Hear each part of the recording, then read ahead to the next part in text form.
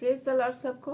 आज हम लोग मत्ती लिखित सुसमाचार चैप्टर 16 का 13 से लेकर 23 तक पढ़ेंगे। यहाँ पर हम देखते हैं कि यीशु मसीह अपने चेलों से पूछ रहे हैं कि लोग मेरे बारे में क्या बोलते हैं।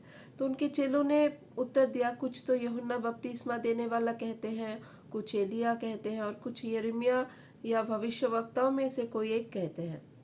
लेकिन जब यीशु मसीह ने पतरस से पूछा कि तुम क्या बोलते हो, तब शमौन पतरस ने उत्तर दिया, तू जीवित परमेश्वर का पुत्र मसीह है।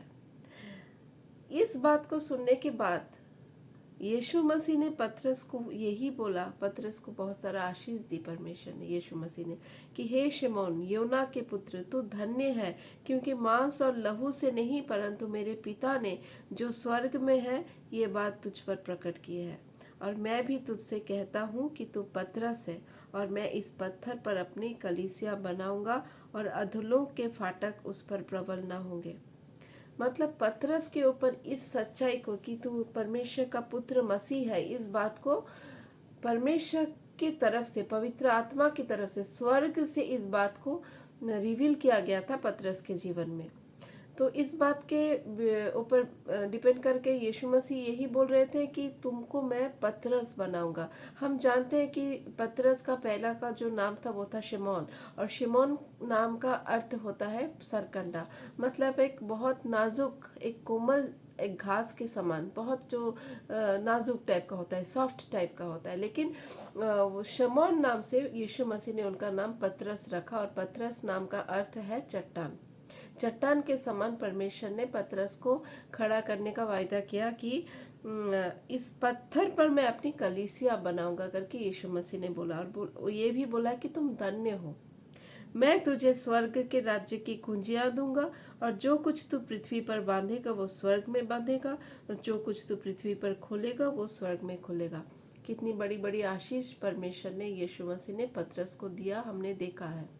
इसके बाद तुरंत बाद यीशु मसीह हमने हमने देखा कि यहाँ पर 21 वर्ष में यीशु मसीह अपने क्रूसिफिकेशन के बारे में बता रहे थे कि उनको मारा जाना पड़ेगा। ये डेस्टिनी था यीशु मसीह का, इसी के लिए वो आए थे। इस बारे में वो अपने चेलों से जिक्र कर रहे थे। और हमने देखा कि इस पर पतरस उसे अलग ले जाकर झिड़कने लगा, हे प्रभु, परमेश्वर न करे तेरे साथ ऐसा कभी होगा।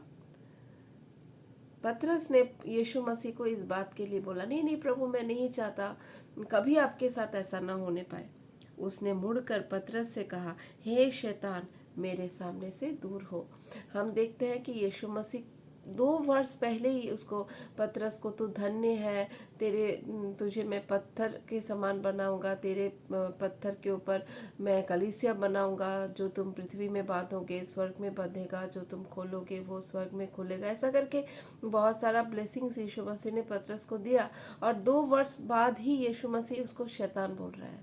तो इस वचन से हम अपने जीवन में लिंक करना यही चाहते हैं कि हमारे जीवन में भी क्या ये संभव है?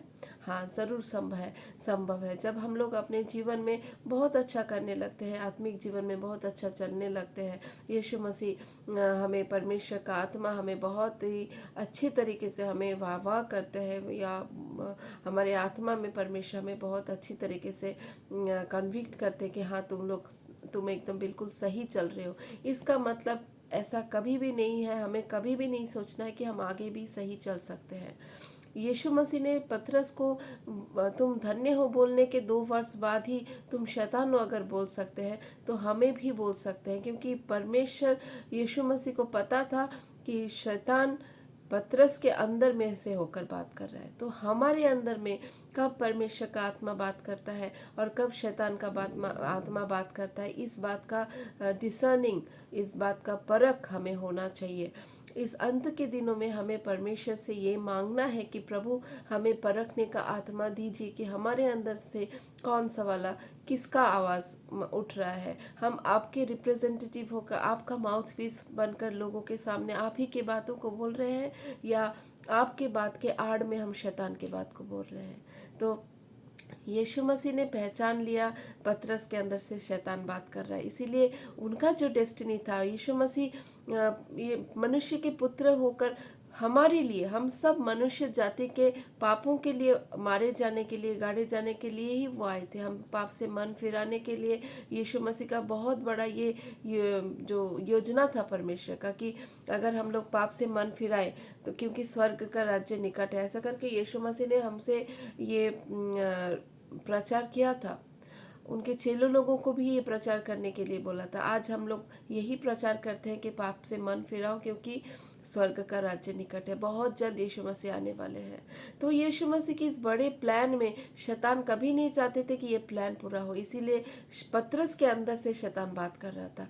आज कब हमारे अंदर से परमेश्वर बात करते हैं और कब हमारे अंदर से शैतान बात करता है, इस बात का परख हमें होना बहुत ज़रूरी है।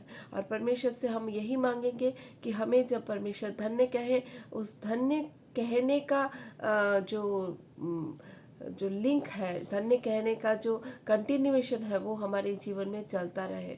हम कभी परमेश्वर का माउथपीस, कभी शैतान का माउथपीस ऐसा ना हो।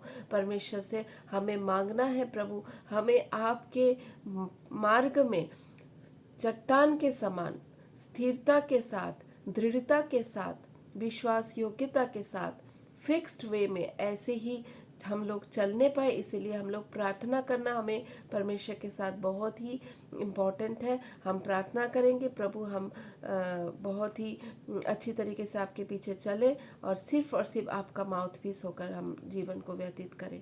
तो हमें भी परखना होगा।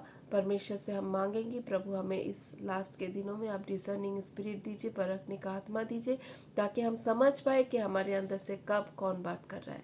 और जब शैतान बात करता है तो उसे चुप करने का भी अधिकार शैतान ने दिया है, क्योंकि सांपों को और बिच्छू को रौंदने का सामर्थ्य परमेश्वर ने हमको दिया है। परमेश्वर आप सबको बहुत आज से आशीष करे और हम सबको, आप सबको हमेशा परमेश्वर का माउथपीस होकर ही जीवन जीने के लिए आशीष करे। प्रभु आप सबको इस वचन के द्वारा बहुत आज से ब्लेस करें। आमीन जीसस।